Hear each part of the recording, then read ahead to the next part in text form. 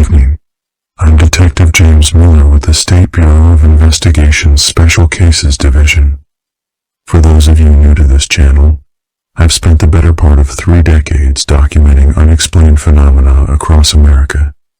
What I'm about to share with you tonight is Case File Virginia, 1819-079, known informally as the Fort Monroe Haunting. Case File Virginia, 1819-079. Date of initial report, March 17, 1819. Updated February 12, 2024.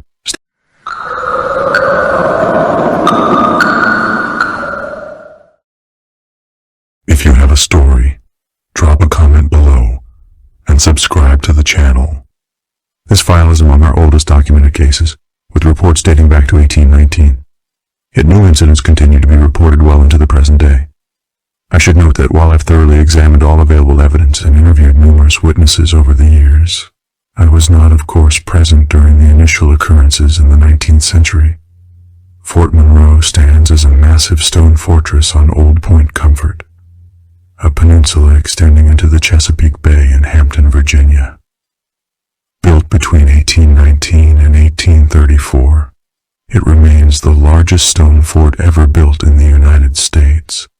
The fort has witnessed centuries of American history, the arrival of the first enslaved Africans to English North America in 1619, a pivotal role in the Civil War, and military operations continuing through World War II. But it's the fort's connection to one particular historical figure that concerns us today: Edgar Allan Poe. Yes, the master of macabre literature himself served as an enlisted soldier at Fort Monroe in 1828 and 1829 under the name Edgar A. Perry. Little did the young Poe know that his brief military service would forge a connection to this place that apparently transcends death itself. The initial reports came just months after construction began in March 1819. Workers described seeing a melancholy figure in military dress walking the incomplete ramparts at night. At this point, Poe would have been only 10 years old and living in Richmond, not yet having any connection to the fort. These early sightings were initially attributed to stress and the isolation of the construction site. However, after Poe's death in 1849, the reports took on a more specific character. Let me read directly from an account dated November 7, 1851, by Lieutenant Thomas Bainbridge. I was completing my nightly rounds along the western ramparts when I observed a figure standing motionless at the furthest point overlooking the bay. Believing it to be a soldier neglecting his post, I approached with the intention of reprimand. As I drew near, the figure turned. I was struck by his pale complexion and large luminous eyes that seemed to hold a profound sadness. He wore an outdated uniform that I recognized as that from the 1820s period. Before I could speak, he stated in a voice both melodious and hollow, "The sea calls with a voice that cannot be denied." When I inquired as to his identity and purpose, he smiled in a manner I can only describe as haunting, and said, "I have walked these walls before and shall walk them long after you are dust." When I blinked, he was gone. There were no footprints in the damp soil where he had stood. Lieutenant Bainbridge's description bears a striking resemblance to contemporary accounts of Poe's appearance, particularly the luminous eyes and melodious voice that his acquaintances often noted. The lieutenant had no known interest in literature and later claimed to have never seen an image of Poe, nor read his works. Over the next several decades, similar accounts accumulated. Military personnel, civilian staff, and visitors reported encounters with a melancholy figure in outdated military dress, often reciting poetry or staring out toward the Chesapeake Bay. The incidents typically occur during autumn months, with a notable concentration around October 7th, the anniversary of Poe's death in 1849. In 1909, the first photographic evidence emerged. A military photographer named James Westcott was documenting fort renovations when he captured what appears to be a solitary figure standing on the ramparts. I'm looking at that photograph now. It shows the massive stone walls of Fort Monroe with a barely discernible human shape standing at the highest point. When enlarged, the figure appears to be wearing period military dress with what witnesses have described as Poe's characteristic mustache and high forehead. What makes this photograph particularly compelling is that Westcott swore in a signed affidavit that no one was present when he took the photograph. The case took an intriguing turn during World War I, when Fort Monroe served as a training ground for artillery units. In October 1917, an entire squad of 12 men reported encountering the figure simultaneously. Their commanding officer, Captain Gerald Harrington, documented the incident. The men were conducting night exercises when they observed what they initially believed to be an officer conducting an inspection. Sergeant Phillips approached the figure to report their status when he realized the man's unusual appearance and outdated uniform. The figure reportedly acknowledged the squad with a slight nod before reciting several stanzas of poetry that none of the men could later recall in entirety, though all agreed it contained references to the sea and death. The figure then walked directly toward the stone wall and vanished. Several men became physically ill following the encounter, with 2 requiring medical attention for acute nervous conditions. Now I should note that skeptics have suggested these sightings might be attributed to elaborate pranks, misidentifications, or the power of suggestion amplified by Poe's growing fame in American culture. There's undoubtedly some merit to these explanations for certain reports.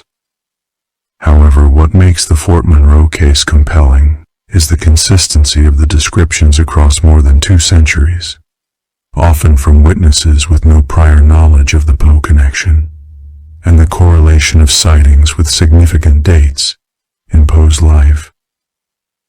Let me turn to more recent investigations. In 1976, during America's bicentennial celebrations, Fort Monroe hosted a series of historical reenactments. Dr. Eleanor Rigby, no relation to the Beatles song, a professor of parapsychology from Duke University, conducted a controlled observation during this period. She positioned 12 volunteers at various locations around the fort, equipped with cameras and recording devices. On the night of October 6th-7th, 3 of these observers independently reported encounters with a figure matching Poe's description. I'm going to play you one of the audio recordings from that night. This was captured by Station 4, located on the northern ramparts at approximately 2:17 a.m. on October 7th, 1976. The observer was David Keller, a graduate student with no prior knowledge of the case specifics. There's someone standing about 30 yards ahead, male figure, period clothing. He's looking out toward the bay. Temperature has dropped significantly. I'm approaching slowly. He's turned toward me. God, his eyes. He's speaking. I can barely hear. Something about the misty mid-region of Weir. That's Poe. That's from Ullalum. He's reciting Poe. I'm getting closer. He's gone. Just gone. There's nowhere he could have. The temperature is returning to normal. I can see my breath again. Keller's recording is notable for several reasons. First, he correctly identified a line from Poe's poem, Ulalume, despite later claiming no familiarity with the work. Second, His report of temperature fluctuation aligns with numerous other witness accounts. And third, he was positioned where escape or concealment would have been impossible without being observed by stations 3 or 5, neither of which reported seeing anyone other than Keller. During my own investigation in 2016, I interviewed 17 witnesses who claimed encounters between 1990 and 2015. One of the most compelling was Catherine Drummond, a park ranger who had worked at Fort Monroe since its transition to a national monument in 2011.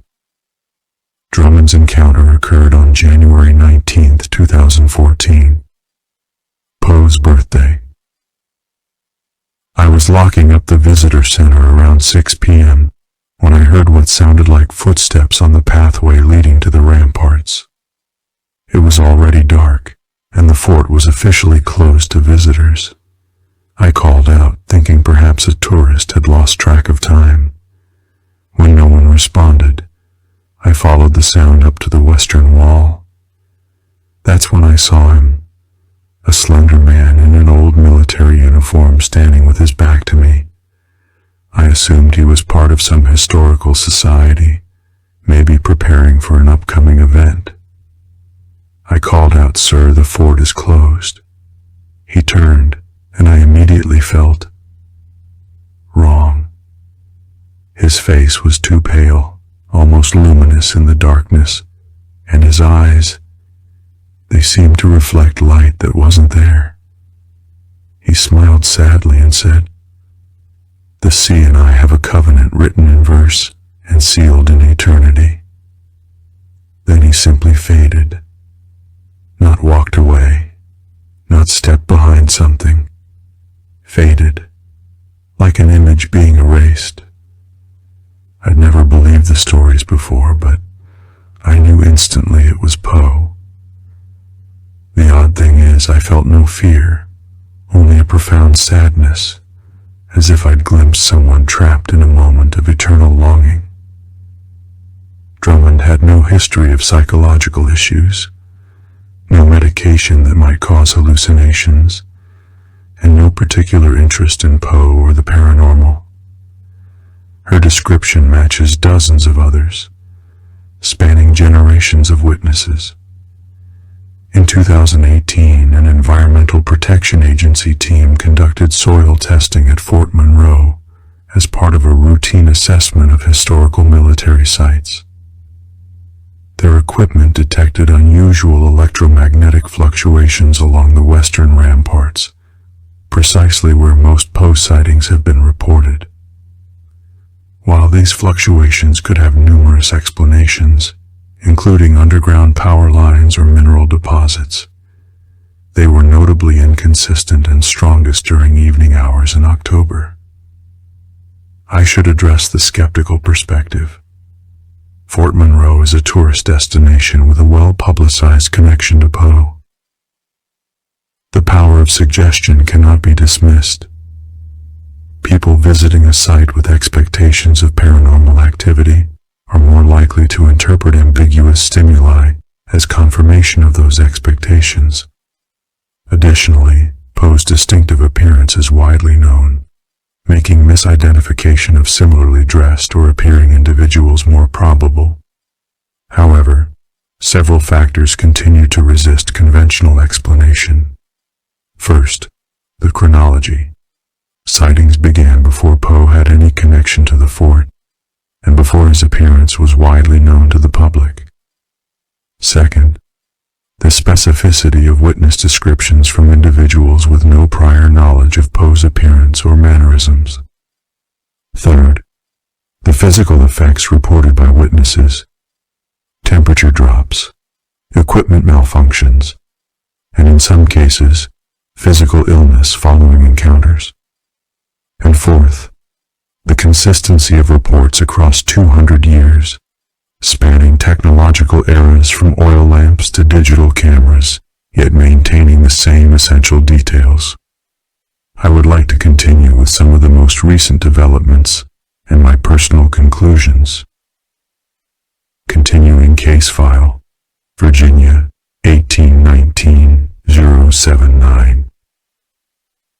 I would like to continue with some of the most recent developments and my personal conclusions.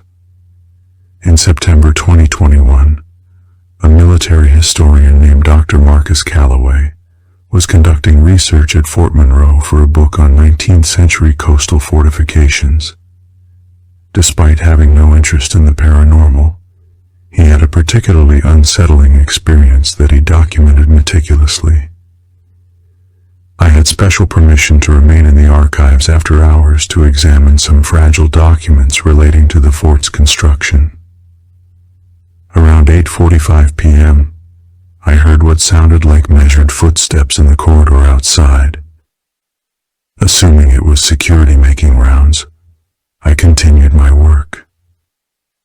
The footsteps stopped outside the door, which then opened, though I hadn't heard a key in the lock.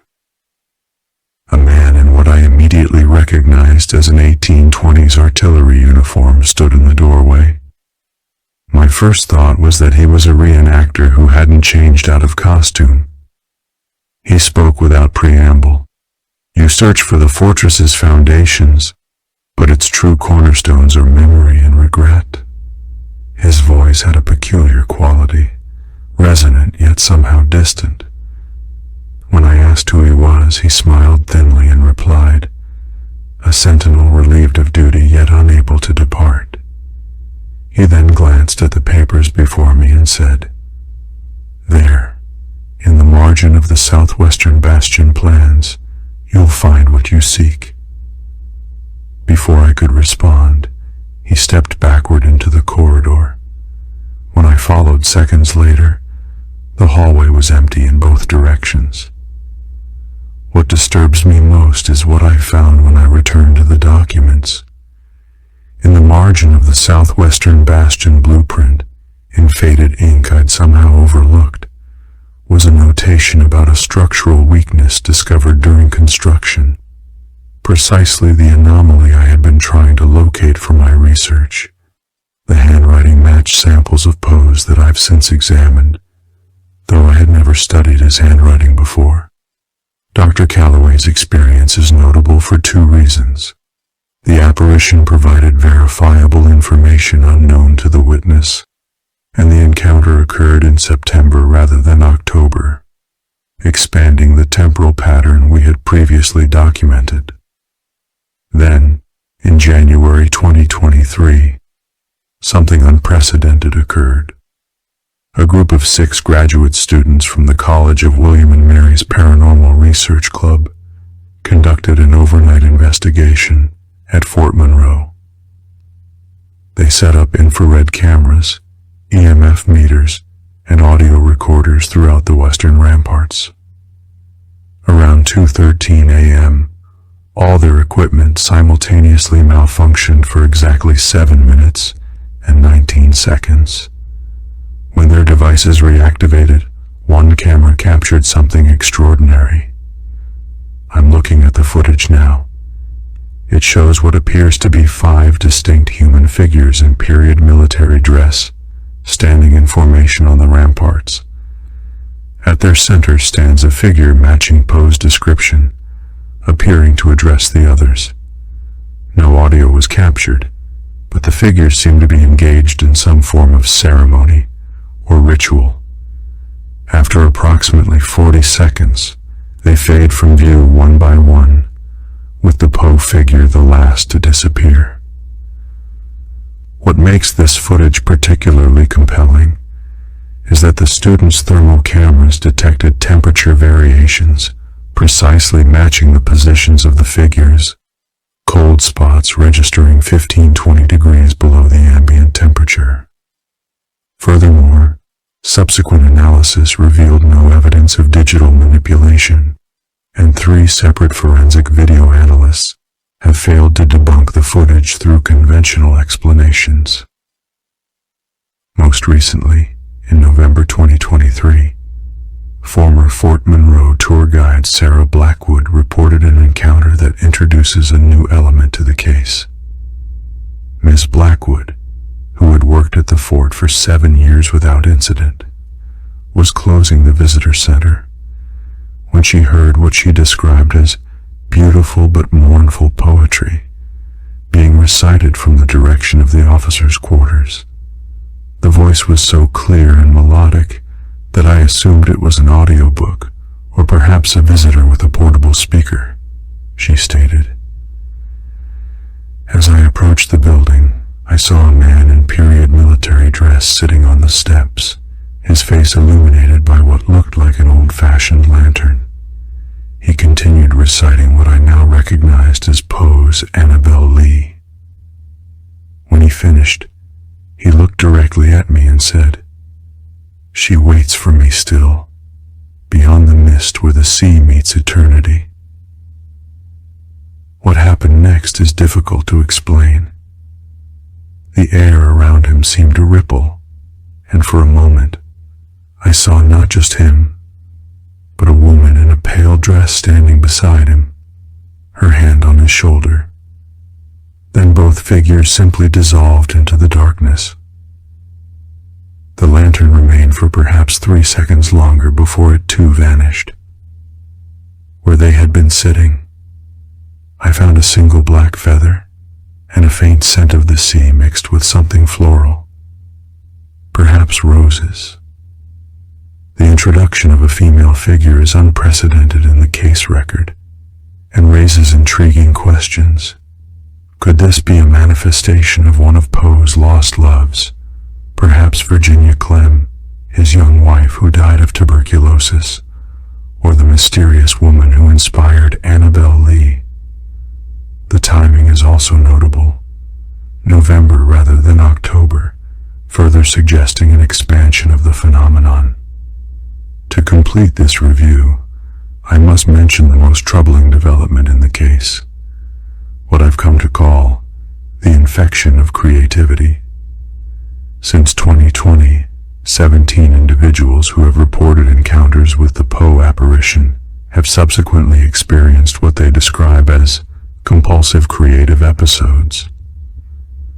These individuals, most with no prior literary inclinations, found themselves writing poetry and short fiction in styles reminiscent of Poe's work.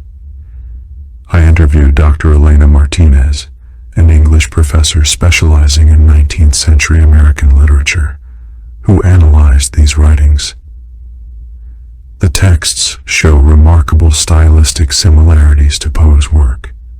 The rhythm, vocabulary, and thematic preoccupations are uncannily aligned with his literary fingerprint. What's most fascinating is that several pieces contain references to locations, events, or concepts that appear in Poe's personal correspondence, but not his published works. Details that would be exceedingly difficult for the average person to research, let alone assimilate into their writing style. One of these infected individuals, Michael Townsend, a previously non-literary accountant from Norfolk, produced a 76-page manuscript titled Reflections from the Ramparts that garnered significant attention from literary scholars for its stylistic authenticity. Townsend claims to have written the entire text in a single 72-hour period, during which he neither slept nor ate, driven by what he described as a presence inhabiting my thoughts, guiding my hand across the page. I interviewed Townsend in December 2023. I never wanted to write before, he told me. I balanced ledgers, not sentences. But after I saw him at Fort Monroe, after he touched my shoulder and whispered something about borrowing my vessel for expression, I couldn't stop the words from coming. It was like being possessed, but not in a hostile way. More like being a conduit for something desperate to communicate. The strangest part, I understood every reference, every obscure allusion I was writing, though I'd never studied literature extensively. When it finally stopped, I felt bereft, like something precious had been taken from me. Even more disturbing, Brain scans of 3 affected individuals show unusual activity in the language and creativity centers, patterns that neurologists describe as consistent with drastically enhanced connectivity between brain regions, typically segregated in normal function. These developments suggest we may be dealing with something more complex than a traditional haunting. The Poe phenomenon at Fort Monroe appears to be evolving, expanding its range of expression and interaction with the living. Let me be clear about where the evidence leads. While individual reports might be dismissed as misperception, hoaxes, or psychological suggestion, the cumulative weight of 2 centuries of consistent documentation presents a compelling case for a genuine anomalous phenomenon centered around Fort Monroe and connected to Edgar Allan Poe. Personal notes. After 30 years investigating paranormal phenomena across America, I've maintained a skeptic's discipline while confronting the inexplicable. The Fort Monroe case challenges that balance more than most. The consistency, duration, and evolution of the phenomenon suggests something